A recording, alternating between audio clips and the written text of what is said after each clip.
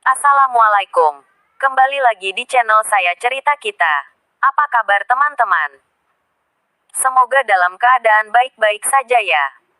Sekarang saya akan melanjutkan cerita Battle Through the Heaven. Selamat mendengarkan. Bab 21. Alchemist tingkat kedua Guni. Lelang Premier. Rumah lelang terbesar Wutan City dan cabang keluarga terkaya kerajaan Jiama. Keluarga Premier.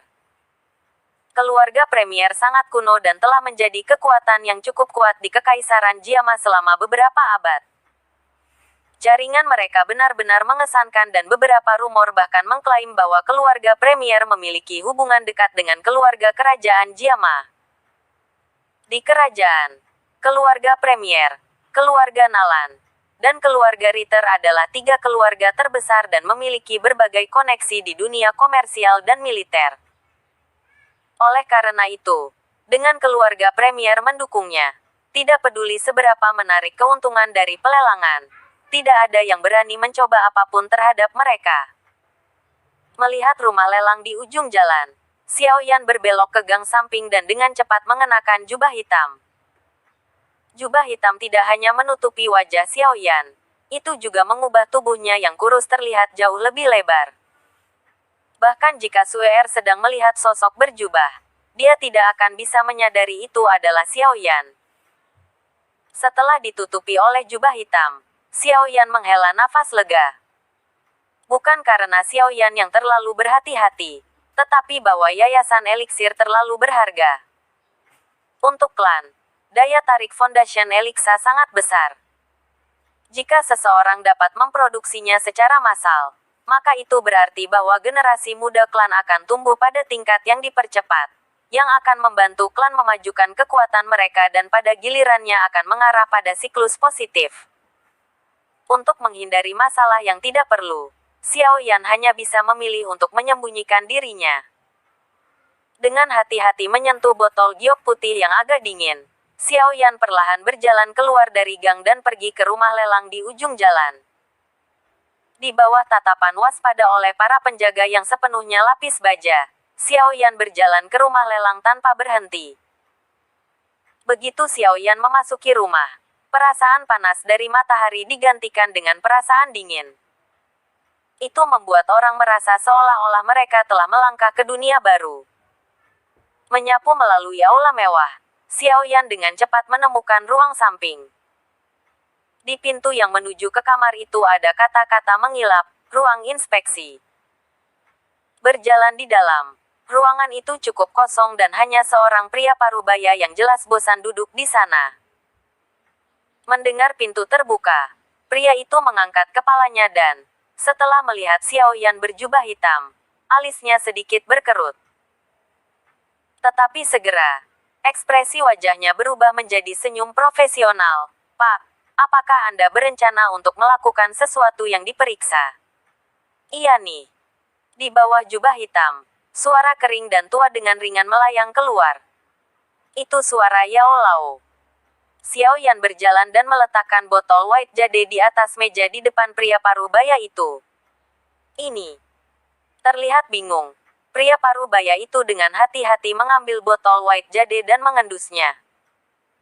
Ekspresi wajahnya segera berubah dan ketika dia melihat kembali ke sosok berjubah hitam itu, tatapannya menunjukkan rasa hormat. Tuan, Anda seorang alkemis.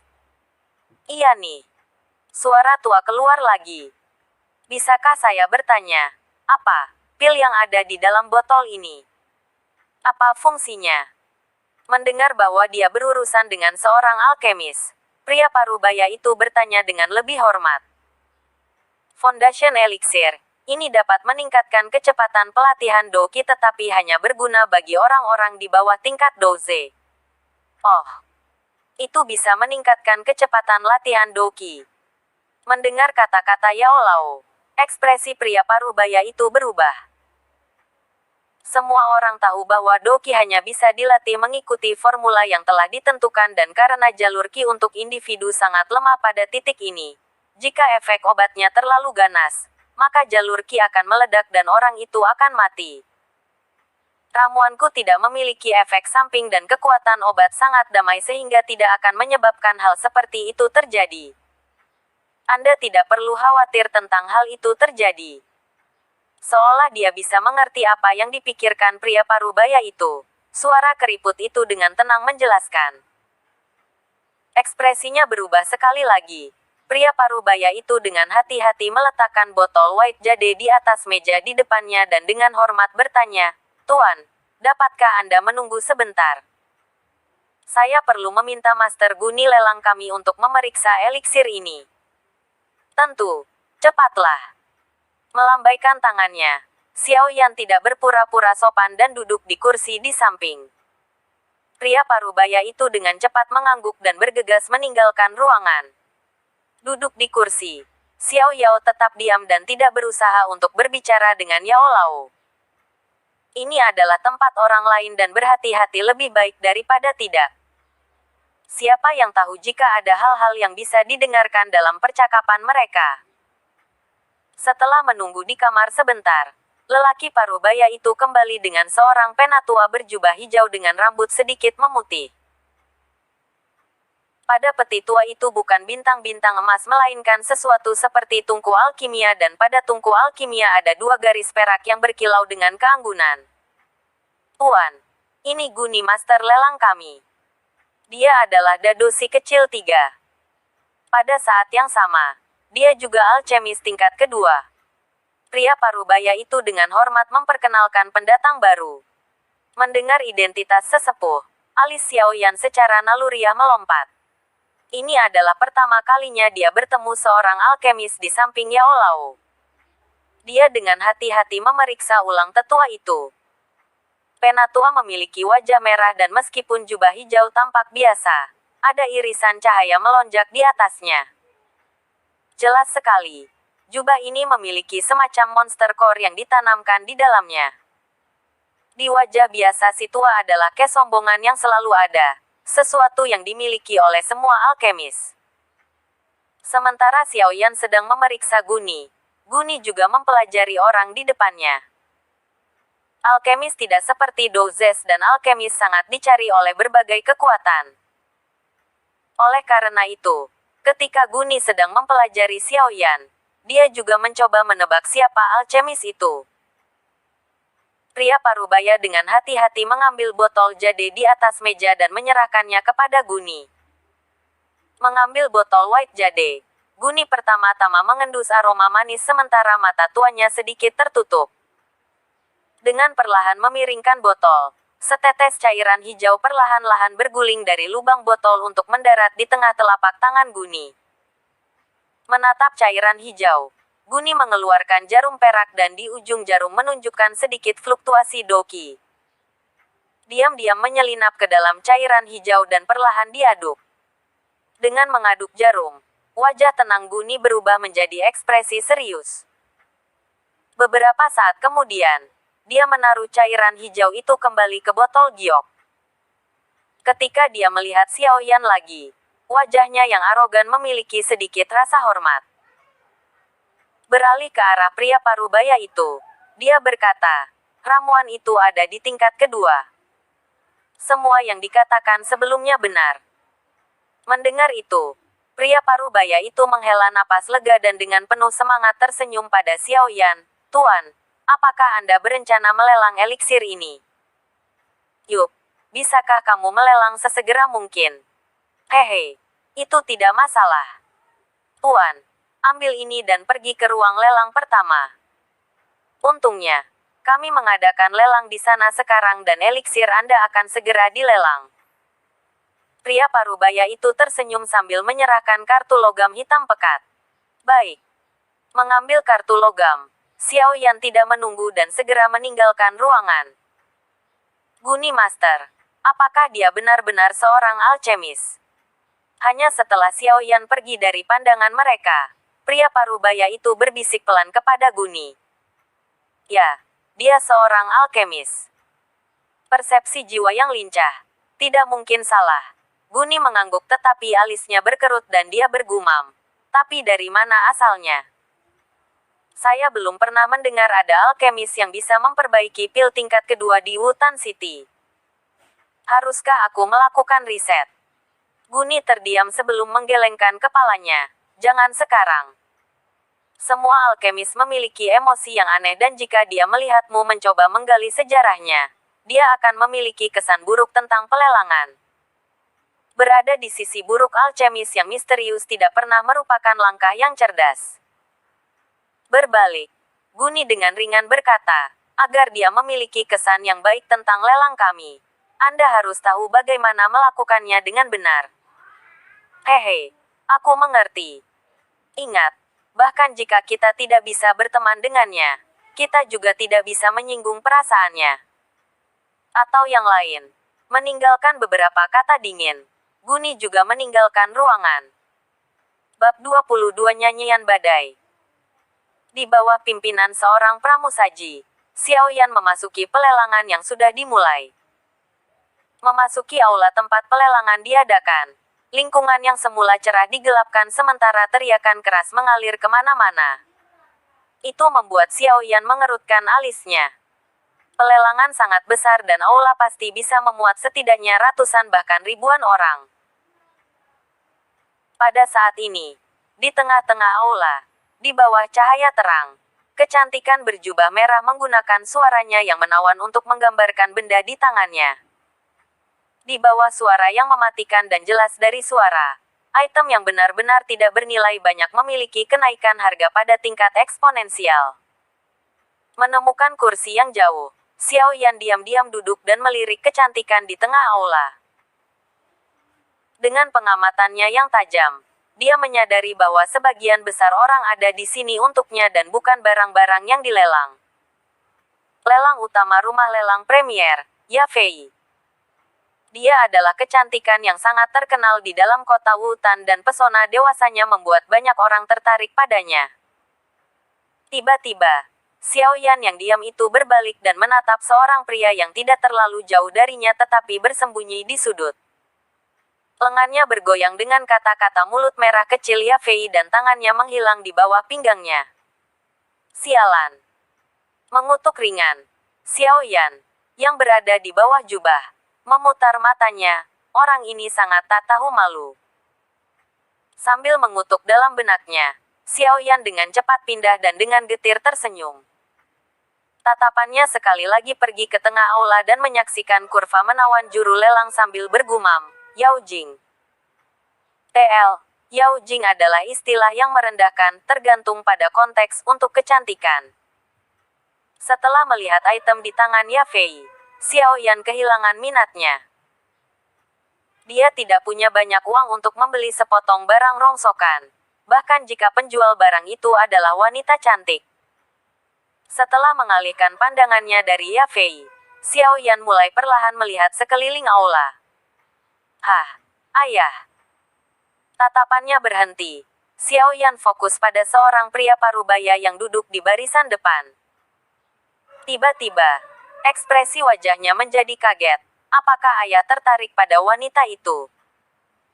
Pikiran aneh itu tidak bertahan lama karena Xiao Yan telah menemukan bahwa tatapan ayahnya tidak terfokus pada Yafei melainkan melihat ke kejauhan, seolah-olah dia sedang menunggu sesuatu. Kenapa ayah di sini? Merenungkan pertanyaan itu, Xiao Yan mengalihkan pandangannya lagi. Kali ini, dia secara mengejutkan menyadari bahwa pemimpin klan dari dua klan besar lainnya, Jialai Klan dan Aoba Klan ada di sini.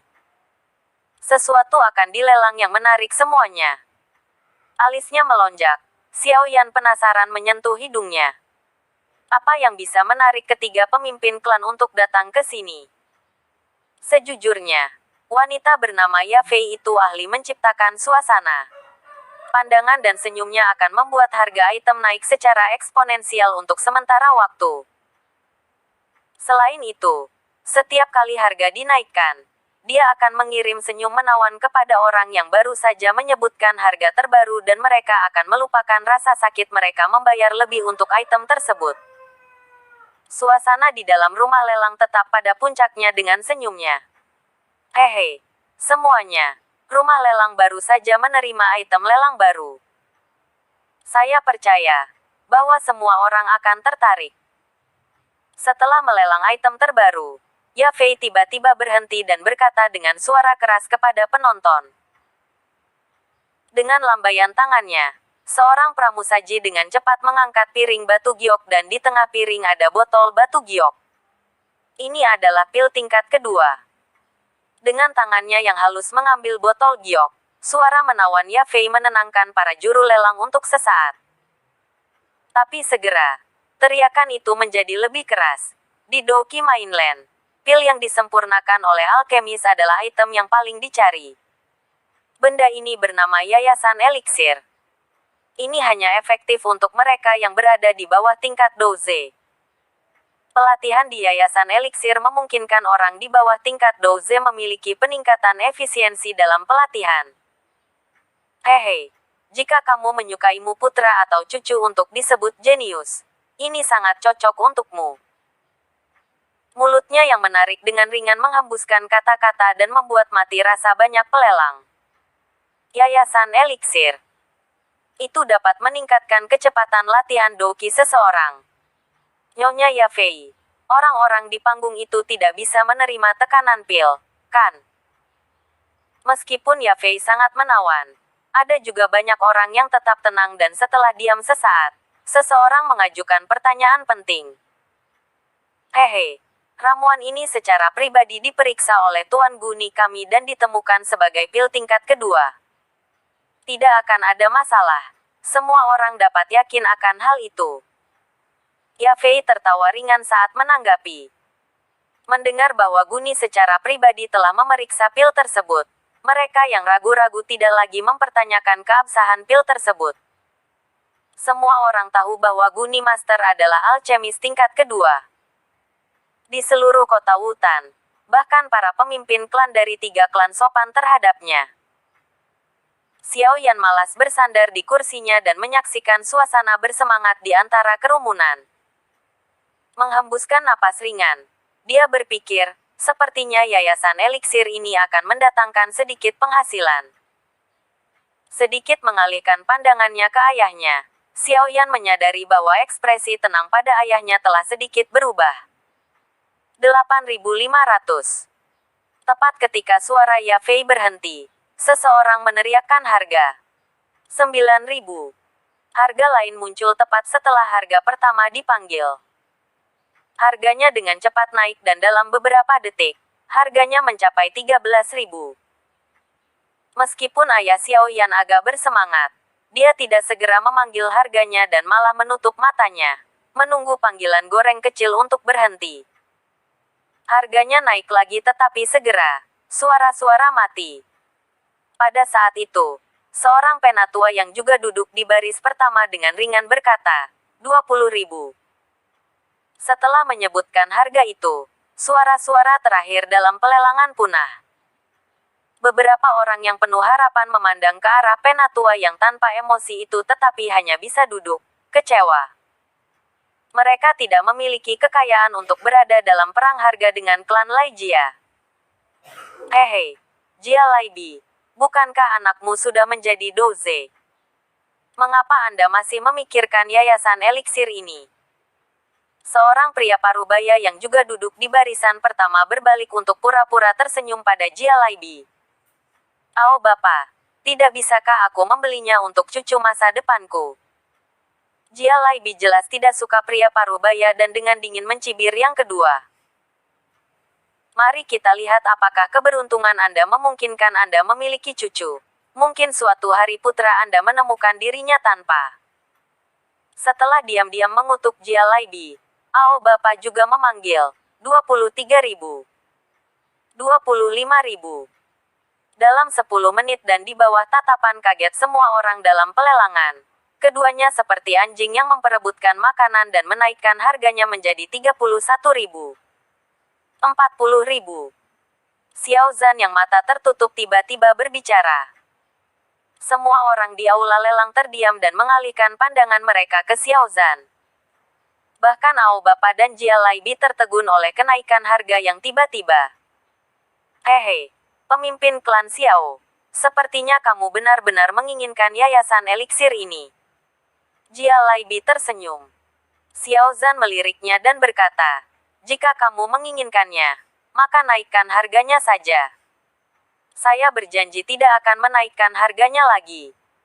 Jia Laibi berhenti dan memikirkan kebenaran dalam kata-kata Xiao Zhan. Segera, dia menggelengkan kepalanya karena tujuannya di sini hari ini bukan untuk yayasan eliksir dan untuk membuang uang yang bisa pergi ke item itu bukan ide yang cerdas. Ao Bapak di sisi lain, melihat bahwa Jia Laibi berhenti menaikkan harga, juga mengangkat bahu. Meskipun yayasan eliksir sangat menggoda, tujuannya bukan itu. Karena itu, ia juga berhenti menaikkan harga. Pemimpin klan Xiao Zhan telah menawar 40.000 koin emas.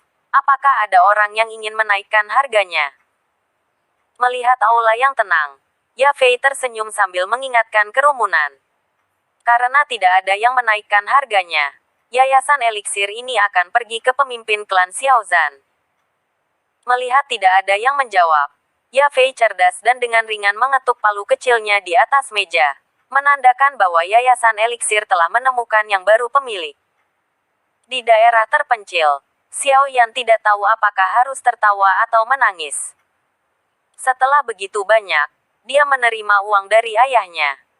Hehe, selanjutnya, kita akan melelang item lelang terakhir. Menempatkan botol giok kembali ke dalam piring, Ya Fei melambaikan tangannya dan lampu di aula redup. Membungkuk, dia mengeluarkan piring perak dan di tengah piring itu ada gulungan hijau tanpa hiasan. Gulungan itu sedikit bersinar hijau dan dengan pantulan dari pelat perak, itu dilemparkan dalam cahaya misterius. Metode Qi tingkat Suan tinggi, Badai Bini. Bab 23 Perebutan. Saat Ya Fei mengatakan metode Suan Qi tingkat tinggi, seluruh lelang menjadi sunyi. Dibandingkan dengan yayasan eliksir, metode Douqi jauh lebih berharga. Meskipun pil mahal, itu adalah item sekali pakai. Tapi metode Qi akan bertahan seumur hidup dan bahkan bisa diwarisi oleh putra dan cucu seseorang. Jadi dari sudut pandang jangka panjang, metode Qi tingkat tinggi jauh lebih dicari dibandingkan dengan pil. Setelah semua, sekali seseorang memiliki metode Qi tingkat tinggi, bahkan tanpa dukungan pil, orang itu dapat menjadi kekuatan yang harus diperhitungkan setelah jangka waktu tertentu. Di sisi lain, jika seseorang tidak memiliki metode Qi dan hanya memiliki pil, maka bahkan jika orang itu makan pil seperti permen, dia masih tidak akan menjadi terlalu kuat. Setelah beberapa saat terkejut, para juru lelang pulih dan mengirim tatapan mereka yang terbakar pada gulungan hijau di tengah aula. Bahkan Ya Fei yang menawan sepertinya telah dilupakan. Duduk di barisan belakang, Xiao Yan menghela nafas. Metode Qi tingkat Suan tinggi. Tidak heran, metode Qi adalah seluruh tingkat yang lebih tinggi dari metode Qi top Xiao Clan, Furious Lion Srage. Tidak heran bahwa 3 pemimpin klan di kota Wutan datang ke sini secara pribadi. Jadi mereka semua bersiap untuk ini. Tingkat Suan tinggi. Menonton gulungan hijau yang tidak bergerak, Xiao Yan secara naluriah menjilat bibirnya.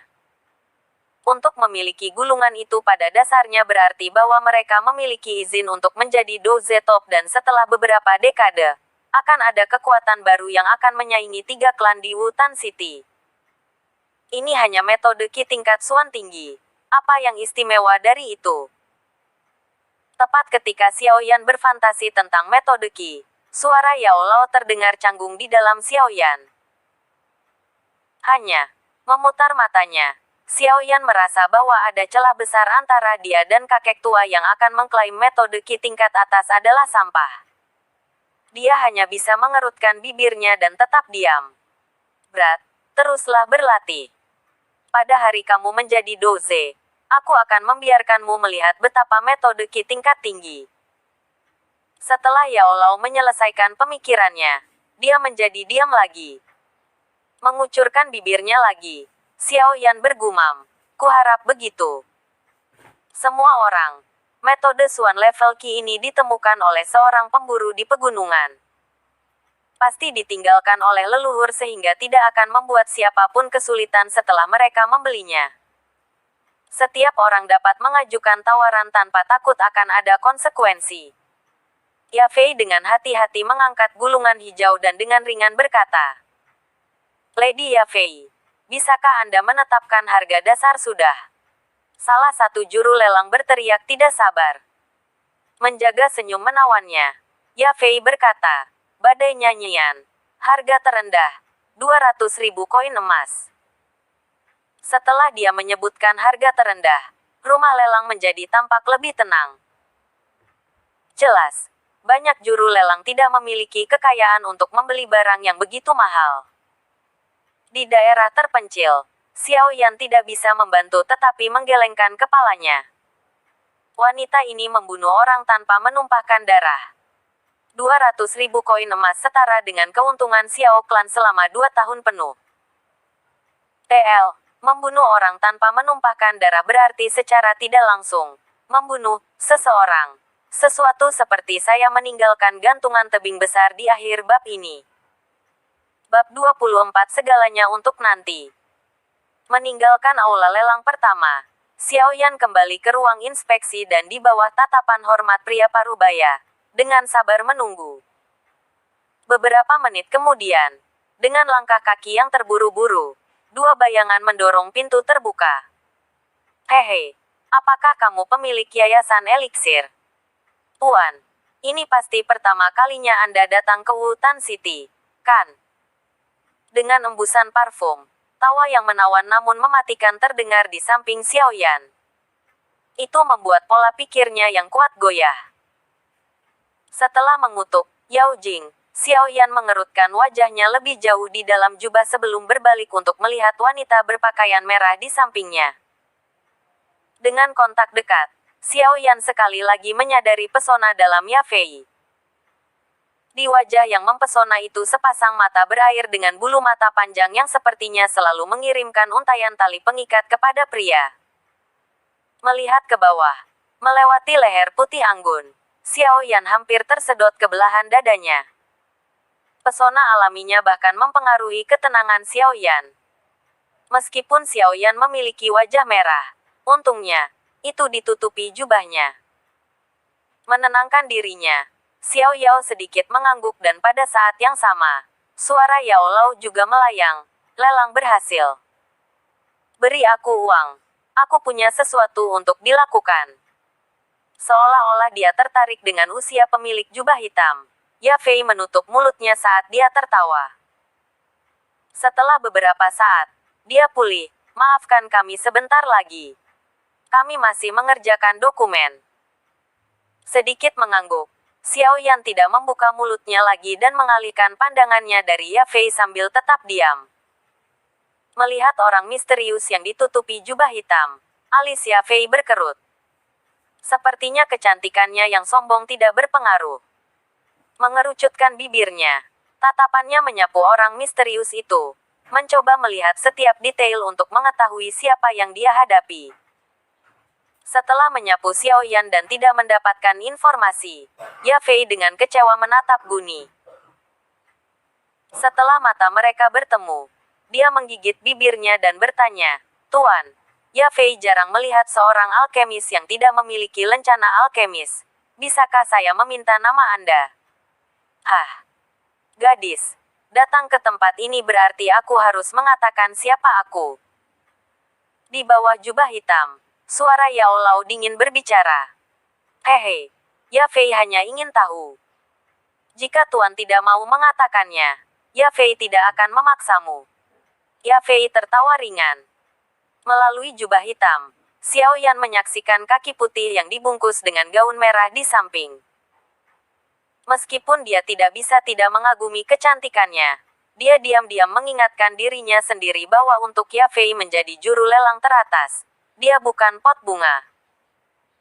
Semua orang mengatakan bahwa kecantikan adalah masalah. Setelah semua, di seluruh kota Wutan, ada banyak pelamar tetapi bahkan sampai hari ini, tidak satupun dari mereka mencapai tujuan mereka. Meskipun banyak dari mereka menyalahkan rumah lelang primer di belakangnya, tidak satupun dari mereka akan mengklaim bahwa dia adalah pot bunga yang cantik. Dengan wanita yang begitu pintar di sampingnya, Xiaoyan berhati-hati seolah-olah dia berjalan di atas es. Dia takut Yafei akan menemukan sesuatu darinya, tetapi syukurlah. Dengan Yao Lao berbicara, kakek tua yang misterius tidak akan terpesona oleh Yao Jing di sampingnya. Dari kata-kata Yao Lao yang tenang, Yafei tidak dapat menemukan informasi apapun. Pada akhirnya, dia menyerah ketika mencoba mencari informasi baru dan bukannya tersenyum sambil mengeluarkan kartu kristal. Di kartu itu terdapat logo keluarga primer. Tuan, ini adalah kartu VIP Primer Auction House. Dengan kartu ini, Anda dapat menerima perawatan VIP di rumah lelang keluarga primer manapun. Pada saat yang sama, pajak yang diambil lelang akan naik dari 5% menjadi 2%. Mendengar itu, alis Xiaoyan melompat. Dibandingkan dengan pengobrol sebelumnya, dia menyukai manfaat padat semacam ini. Jadi setelah berhenti sejenak, dia mengambil kartu kristal. Melihat tangan panjang dan pucat dari jubah belakang, kilatan kebingungan melintas di mata Yafei. Suara dari orang di bawah jubah hitam itu jelas suara seorang lelaki tua, tetapi dia memiliki tangan yang terlihat seperti seorang pemuda. Orang ini, siapa dia? Pada saat ini, seorang pelayan berlari masuk dan dengan sopan menyerahkan kartu hijau kepada Yafei. Tuan, Yayasan Eliksir menjual 40.000 koin emas dan mengambil 2% sebagai biaya lelang. Sisanya ada di sini. Yafei tersenyum sambil menyerahkan kartu hijau itu. Mengambil kartu hijau, hati tegang Xiaoyan jatuh. Dana untuk pelatihannya ada di dalam kartu hijau kecil itu. 40.000 koin emas. Itu sudah cukup untuk melatih ke Douze. Karena dia sudah mendapatkan uang itu, Xiaoyan tidak punya alasan lagi untuk tetap tinggal dan setelah sembarangan menyatukan tangannya, sebuah suara keriput dengan tenang berkata, "Aku bisa pergi sekarang kan?" Hehe, tentu saja. Jika Anda ingin melelang pil lagi, harap ingat rumah lelang primer. Yafei tersenyum. Mem. Menanggapi dengan sembarangan, Xiaoyan berdiri dan meninggalkan ruang tegang. Menonton bayangan menghilang Xiaoyan, senyum di wajah Yafei perlahan menghilang dan dia duduk di kursi terdekat. Guni susu. Apakah dia benar-benar seorang alkemis? Setelah keheningan yang canggung, Yafei memecah keheningan. Ya, dan keterampilan alkimianya lebih baik daripada milikku. Yayasan lapis kedua eliksir. Aku tidak bisa memperbaikinya. Guni menjawab sambil menghela nafas. Bahkan dengan formula. Sedikit meringis. Mulut merah Yafei dengan sembarangan mengeluarkan kalimat berbahaya. Mendengar kata-kata Yafei, wajah Guni berubah dan dia buru-buru berkata, "Formula adalah kehidupan alkemis. Tolong jangan pikirkan itu lagi." Untuk kemarahan yang sembarangan, seorang alkemis misterius, bahkan untuk keluarga primer, adalah masalah besar. Beberapa lusin tahun yang lalu, keluarga Che yang terkenal dari Kekaisaran Jiama membuat marah pil King Guhe dan dimusnahkan oleh 4 dowangs yang dikirim Guhe. Bahkan keluarga kerajaan Jiama tidak akan mengendalikan masalah ini.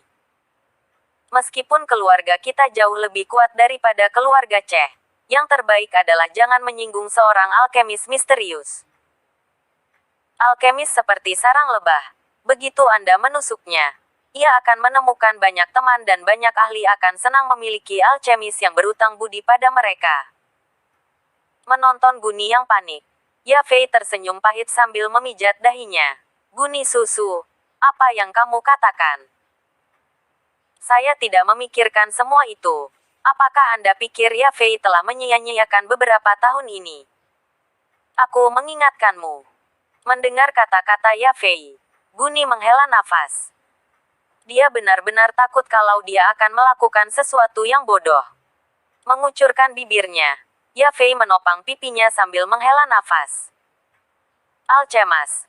Mereka benar-benar beberapa orang berbahaya, tetapi mengapa saya tidak memiliki bakat seperti itu?